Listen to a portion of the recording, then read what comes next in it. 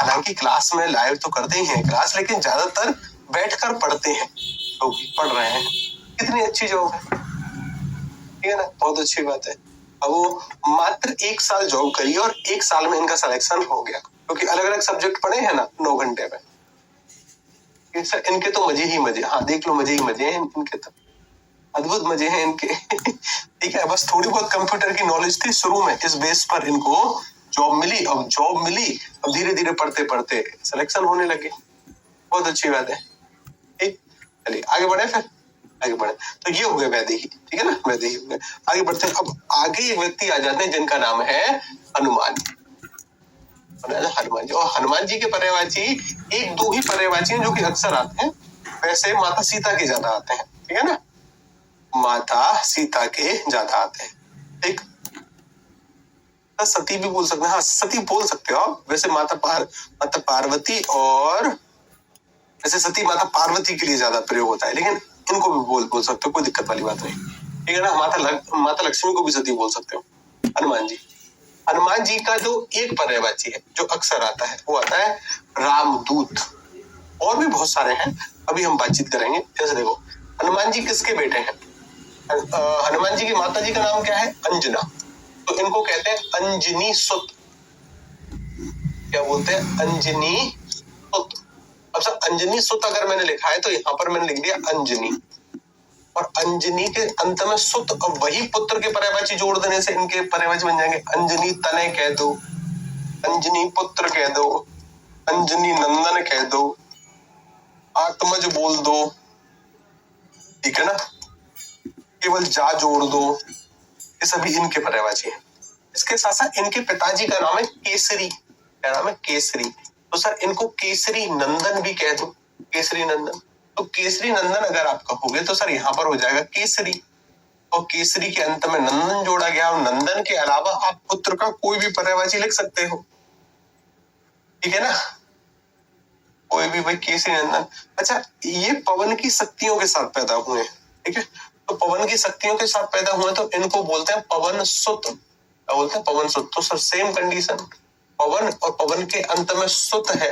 अब सुत की जगह चाहे तनय कह दो, पुत्र कह दो, या जा ही जोड़ दो, ये इन्हीं के पर्यायवाची बनते हैं कि पवन तनय, पवन सुत, पवन पुत्र, इन्हीं के पर्यायवाची बनेंगे, ठीक है ना। तो सर ये तो हो गए किन के पर्यायवाची? हनुमान जी के। क्या केवल इतने सही हैं?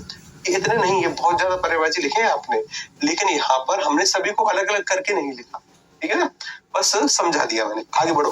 हनुमान जी के और कोई पर्यायवाची हैं क्या? अगर आपने कभी हनुमान चालीसा पढ़ा है या सुना भी है, उसकी शुरुआती 2-3 पंक्ति इन्हीं के पर्यायवाची हैं। कैसे? इनको कहा जाता है महावीर। एक वहां पर शब्द आता है महावीर विक्रम, और एक शब्द आता है बजरंगी, ठीक है, महावीर विक्रम बजरंगी, ये 3 शब्द आते हैं। महावीर का मतलब आप जानते हैं कि महान है जो वीर, यानी बहुत ज्यादा वीर है, ठीक है। विक्रम, जिनका बल अतुलनीय है, उसे बोलते हैं विक्रम। अच्छा, बजरंगी, बजरंगी शब्द देखो यहां से निकल कर आया। एक शब्द होता है वज्रांग, एक शब्द क्या होता है? एक शब्द होता है वज्रांग। ऐसा वज्रांग, और वज्रांग 2 प्रकार के शब्दों से मिलकर बना है। एक शब्द वज्र, और वज्र के साथ जोड़ा गया है अंग, ठीक है। वज्र का मतलब तो कठोरता से निकलता है, कठोर से, और अंग बोलते हैं शरीर को, जिनका शरीर एकदम कठोर है उसे बोलते हैं वज्रांग। इसका शरीर कैसा है? एकदम वज्र के समान कठोर है। जैसे कोई अगर हथौड़ा मारे, हथौड़े का प्रभाव नहीं, गदा मारे, गदे का प्रभाव नहीं, ठीक है ना। और ये शब्द संस्कृत का है, ये तत्सम शब्द है। आगे चलकर तत्सम तत्व पढ़ोगे आप, तो तत्सम शब्द को जब परिवर्तित किया जाता है तो ये शब्द ही बनता है बजरंगी या वज्रांग या बजरंग, ठीक है ना। ये तद्भव शब्द है, हालांकि जो उसका अर्थ है वही इनका अर्थ है, जिनका शरीर वज्र के समान हो। और क्या? इनको बोलते हैं कपीस, बेहद इंपोर्टेंट शब्द और कई बार पूछे जाने वाला शब्द। इनको क्या बोलते हैं? कपीस। कपीस क्यों बोलते हैं सर? देखो यहाँ पर एक शब्द कपी, अब अर्थ निकालना सीखो धीरे धीरे, ठीक है ना। हर बार मैं हर एक शब्द का अर्थ बताने तो परीक्षा में तो नहीं आऊंगा। कपी का मतलब होता है वानर, होता है वानर। और ईस का मतलब क्या होता है? राजा, जो वानरों के राजा है। और वानरों के राजा कौन है? वानरों के राजा कौन होंगे? वानरों के राजा हनुमान जी के पिताजी भी हैं, जिनका नाम है केसरी। वानरों का राजा जो सुग्रीव भी माने जाते हैं। अच्छा, वानरों के राजा बाली भी हुए हैं। अच्छा, जो वानरों का राजा होगा वो हनुमान जी भी हुए हैं, ठीक है ना? ये हनुमान जी का भी पर्यायवाची है। हालांकि इन तीनों के पर्यायवाची नहीं आते, बस सुग्रीव से एक सवाल आता है, जिसकी ग्रीवा या गर्दन सुंदर हो उसे क्या कहते हैं? सुग्रीव कहते हैं, हनुमान। अब देखो, ये शब्द ना वानर का भी पर्यायवाची है कि जो वानरों का राजा होगा वानर ही होगा, वानर ही होगा, तो सर ये वानर का भी पर्यायवाची देखने को मिलता है। ये दो के पर्यायवाची परीक्षक पूछता है कई बार। एक, अच्छा, और भगवान राम के दूत बनकर गए थे, तो इनके लिए एक और शब्द मिलता है, रामदूत। ठीक है, क्या मिलता है? रामदूत। और रामदूत, रामदूत, रामदूत, रामदूत, रामदूत, यही है, यही है, ठीक है ना? कपिसुत बोल सकते हो, कपिसुत। कपिसुत ये इस वजह से है क्योंकि जो वानर के बेटे हैं, ठीक है ना, लंका दहनेश्वर, क्या बात है कि लंका का दहन करने वाले, लेकिन ऐसे तो परीक्षा का हिस्सा नहीं बनते, जानकारी के लिए आप पढ़ सकते हैं, ठीक है ना? जानकारी के लिए आप पढ़ सकते, बजरंगी, हाँ वो लिखा है ना, बजरंगी पढ़ सकते हो वैसे तो, लेकिन जानकारी के लिए परीक्षा में ऐसे शब्द नहीं आते। आगे बढ़े, आगे बढ़े। भगवान राम का परिवार निपट गया, आगे बढ़ो। इसके बाद की जो कहानी आती है वो आती है भगवान शिव के परिवार की।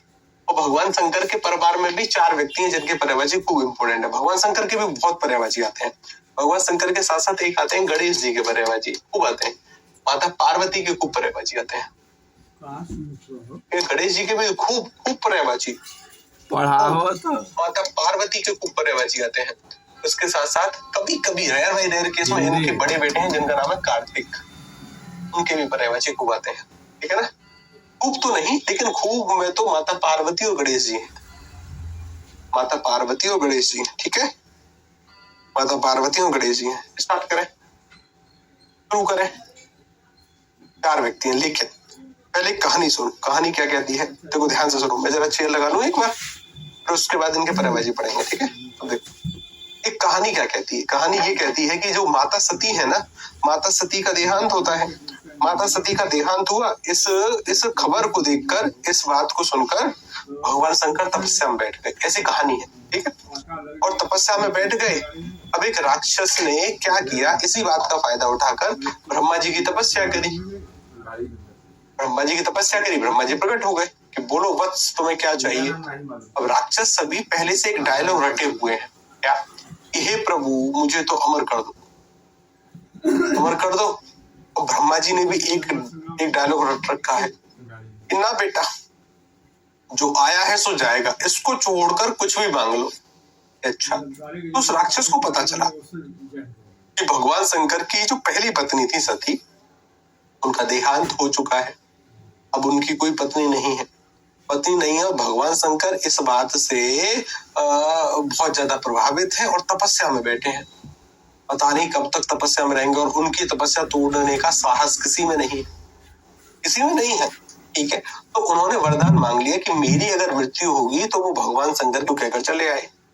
अब उस राक्षस ने इतना कहर बरपाया पूरे तीनों लोकों में, पूछो मत। ऐसी कहानियां हैं, ठीक है?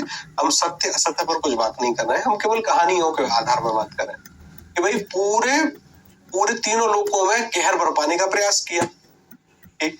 अब सारे के सारे देव पहुंचे ब्रह्मा जी के पास कि प्रभु क्या करके चले आए हो?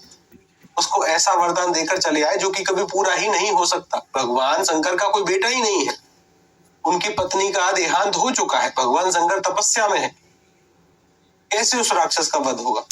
तब एक युक्ति बनती है कि एक काम करते हैं, भगवान शंकर की तपस्या को तोड़ते हैं, फिर उनका विवाह कराएंगे पर्वत की बेटी पार्वती से। पार्वती कौन है? पर्वतराज हिमालय की बेटी है, हिमालय की पुत्री है पार्वती, पर्वत की बेटी है। इस वजह से शैलसुता, आद्रिजा, बहुत सारे शब्द वहां से बनते हैं कि ठीक है, पर्वत की बेटी है जिनका नाम है पार्वती, उनसे उनका विवाह कराएंगे, तब जाकर पुत्र की प्राप्ति होगी, तब उस राक्षस का वध होगा। अब समस्या यहाँ पर आ गई कि भगवान शंकर की तपस्या तोड़े कौन? जो तपस्या तोड़ेगा उसका तो जलकर मरना तय है, क्योंकि वो क्रोधित होंगे तो तुरंत उसके शरीर का नाश कर देंगे, ठीक है? अब बेचारे सभी देव परेशान के कौन तोड़े? पर कामदेव को बुलाया गया कि भाई साहब आपके बस की बात है ये, जाओ जाकर उनकी तपस्या को भंग करो। तो कामदेव अपनी पत्नी के साथ वहां पर पहुंचते हैं। कामदेव की पत्नी का नाम है रति। क्या नाम है? रति। तो कामदेव के पास 5 बाण है किसी के मन में काम की भावना उत्तेजित करने के लिए। कामदेव डांस करते हैं बहुत, डांस करते करते एक बाण छोड़ा, प्रभु पर कोई प्रहार ही नहीं हुआ, मतलब कोई प्रभाव ही नहीं पड़ा। ठीक है, कामदेव के बाण ऐसे हैं जो किसी को चोटिल नहीं करते, बस मन में काम की भावना को जागृत करते हैं, किसी को मारते नहीं है कामदेव के बाण। ठीक है, तो 5 के 5 जब एक साथ बाण छोड़ दिए, 5 ही बाण है उनके पास, 5 के 5 बाण जब एक साथ छोड़े तब जाकर भगवान शंकर की तपस्या टूटती है और तीसरा नेत्र खुलता है। वहीं कामदेव खड़े होते हैं, तुरंत शरीर जलाकर राख कर दिए। तो भगवान शंकर से पहले कामदेव और एक ऐसे देव हैं जिनके पर्यायवाची आपको पढ़ने हैं, थोड़े से इंपोर्टेंट हो जाते हैं। लपेट दें कामदेव जी को, कामदेव जी को लपेट दें। हाँ जी, लपेट दें। ठीक है, तो देखो इनसे पहले अभी आएंगे इन पर, पहले कामदेव जी एक छूटे हुए हैं, इनको लपेट दो। ठीक है ना, क्योंकि यही है वो व्यक्ति जिनके द्वारा भगवान शंकर की तपस्या टूटती है, फिर माता पार्वती से उनका विवाह होता है, तब जाकर बड़े बेटे कार्तिक जी का जन्म होता है, तब जाकर कार्तिक जी उस राक्षस का वध करते हैं। ठीक, एक लपेट देते हैं। लो भाई, एक है कामदेव जी और कामदेव। अब देखो कामदेव, अभी अभी मैंने बातचीत करी, इनको कहा जाता है अनंग। कामदेव को क्या बोलते हैं? अनंग। अब अनंग क्यों बोलते हैं, यहाँ पर ध्यान दो। अनंग इनको इस वजह से बोला जाता है, यहाँ पर एक उपसर्ग है अन और उसके साथ जोड़ा गया अंग। अंग का मतलब सर शरीर होता है और अन का मतलब होता है नहीं, जिनके पास शरीर ही नहीं है। शरीर ही नहीं है, कहाँ गया शरीर? भगवान शंकर ने जला दिया तीसरा नेत्र खोलकर, शरीर का नाश कर दिया। तो सर जिनके पास कोई शरीर ही नहीं है, अनंग किसे कहते हैं? कामदेव। ठीक, अच्छा, अब शरीर नहीं है तो जन्म कहाँ होगा? मनोज, मनोज कहे जाते हैं। मनोज क्यों? कि सर मन यहाँ पर है और अंत में जा, मन में जन्म लेने वाला। जा का मतलब क्या है? जन्म। काम की भावना का जन्म कहाँ होगा? मन में, मनोज कहते हैं। मनोज कहने के साथ जब मन में जन्म हो जाएगा तो मन को मत देंगे, इनको कहते हैं मन मत, उथल पुथल की स्थिति उत्पन्न करने वाले मन मत कहे जाते हैं। मन मत कहे। किसके पति हैं? अच्छा सर जी, पति भी पूछे जाएंगे क्या? अरे रति के पति हैं, तो यहाँ से एक शब्द बनता है रतिपति, रति के रक्षक। ठीक है, रतिपति हो गए, अनंग हो गए। मैंने क्या कहा? इनके पास काम की भावना को जागृत करने के लिए 5 बाण है। 5 बाण है, अच्छा, इनको कहते हैं पंचसर। क्या बोलते हैं इनको? पंचसर। पंचसर क्यों बोलते हैं? अरे यहाँ पर एक शब्द है पंच और सर, आगे चलकर आप कल पढ़ोगे बाण के पर्यायवाची, कल या फिर कल जब प्रैक्टिस करोगे ना तब पढ़ोगे। इस सर का मतलब क्या होता है? सर का मतलब होता है बाण, और 5 का मतलब जिनके पास 5 बाण है। इनके बाण किसी को घायल नहीं करते हैं, तो फूलों के समान लगते हैं। तो यहाँ से एक शब्द निकल कर आता है कुसुम। कुसुम सर। कुसुम किसको बोलते हैं? पुष्प को, जिसके बाण फूलों के समान लगे, कुसुम सर बोलते हैं उसको। सर का मतलब बाण। ठीक है ना, कुसुम का मतलब क्या होता है? पुष्प। ठीक है, कुसुम सर। अच्छा, कुसुम सर। इनको पुष्प धनवा भी बोलते हैं। क्या बोलते हैं? पुष्प धनवा। इनके बाण पुष्प के समान लगे, पुष्प धनवा सर हो गए, पुष्प धनवा हो गए। ठीक है, पुष्प धनवा हो गए। इनको काम कहा जाता है। क्या बोलते हैं इनको? काम। काम केवल बोलते हैं। मदन इनको बोलते हैं। काम की भावना का जन्म हो गया तो मार इनको बोलते हैं, मार कर छोड़ते हैं। ठीक है ना, मार इनको बोलते हैं। एक शब्द है कंदर्प। कंदर्प बोलते हैं बहुत ही सुंदर शरीर वाले। कामदेव का शरीर तो सुंदर ही था, कंदर्प कहे जाते हैं। कंदर्प हो गए। कंदर्प होने के साथ साथ ये, इनके पास एक रथ है, उस रथ के ऊपर एक झंडा लगा है। जैसे अर्जुन के पर्यायवाची पढ़े, उनके रथ के ऊपर एक झंडा लगा था जहां पर हनुमान जी थे, कपिध्वज कहे गए। इनके रथ के ऊपर बना हुआ है एक मछली का चित्र, तो मीन केतु कहते हैं। मीन केतु क्या बोलते हैं? मीन केतु। अच्छा, एक शब्द शायद हम भूल गए। ठीक है ना, भूल गए। बलराम जी के पर्यायवाची में एक शब्द ऐड करना। क्या ऐड करना?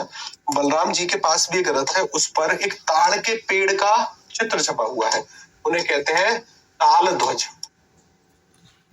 क्या बोलते हैं बलराम जी को? ताल ध्वज। उनके पास भी रथ है, उस रथ के ऊपर एक ताल का पेड़ है ना, उस पेड़ की पत्तियां छपी हुई हैं। ठीक, तो ताल ध्वज। ठीक, इनके रथ के ऊपर मछली का चित्र छपा हुआ है। किसका चित्र है? मछली का, तो मीन केतु हो गए। बहुत है इतने, बहुत है। इसके आगे की कहानी होगी कल वाली क्लास में। अभी के लिए डाउट पूछो, ठीक है? अभी के लिए क्या पूछोगे? डाउट। कोई भी सवाल एक्स वाई जेड, इन शब्दों पर फोकस नहीं करना है, शब्द कैसे बन रहे हैं इस पर फोकस करना है, ठीक है? शब्द कैसे बन रहे हैं इस पर फोकस करना है। और ये फाइल अगर नहीं आई है तो अभी आ जाएगी, मैं टीम को एक बार और मेंशन कर दूंगा, तुरंत आ जाएगी ये फाइल, ठीक है ना? डे 1, डे 2, डे 3, डे 4, कुल मिलाकर 6 दिन के टारगेट है। इनमें से आधे से ज्यादा शब्द आपको पता है, जैसे इसको नहीं पता भाई कि भाई गुरु को अध्यापक या शिक्षक या आचार्य या उपाध्याय कहते हैं, सभी को पता है, ठीक है ना? चलिए, तो अभी के लिए कोई समस्या, कोई डाउट? सर जी वो फाइल कब दोगे? सर मैं कब दूंगा? फाइल तो बिल्कुल तैयार है। इस फाइल में देने में क्या है? इस फाइल को तो आपको लेना है, ये नोट्स में आ जाएगी मुश्किल से 5-10 मिनट में। उसके बाद हो सके तो प्रिंट या हो सके तो